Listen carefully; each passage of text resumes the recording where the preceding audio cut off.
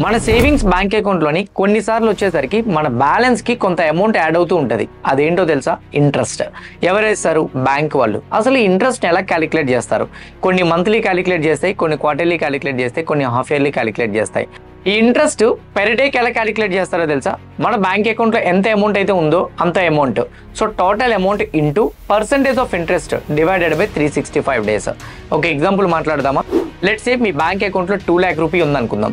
2 lakh రూపీ into 4% interest అనుకుందాం, divided by 365 చేయండి. అంటే పెర్ డే మీకు వచ్చిన ఇన్కమ్ 21.9 రూపీస్.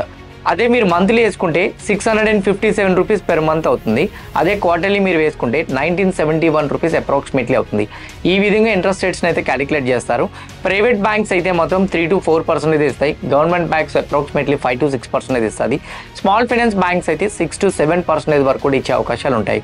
కానీ స్మాల్ ఫైనాన్స్ బ్యాంక్స్కి రిస్ట్రిక్షన్స్ ఉంటాయి, మిగతా బ్యాంక్స్కి రిస్ట్రిక్షన్స్ అంత ఎక్కువగా ఉండవు. ఇంట్రెస్ట్ రేట్స్ అయితే ఈ విధంగా క్యాలిక్యులేట్ చేస్తారు. కంటెంట్ హెల్ప్ అయింది అనుకుంటే లైక్ చేయండి. ఛానల్ సబ్స్క్రైబ్ చేసుకోకుండా ఉంటే సబ్స్క్రైబ్ చేసుకోవడం మర్చిపోవద్దు.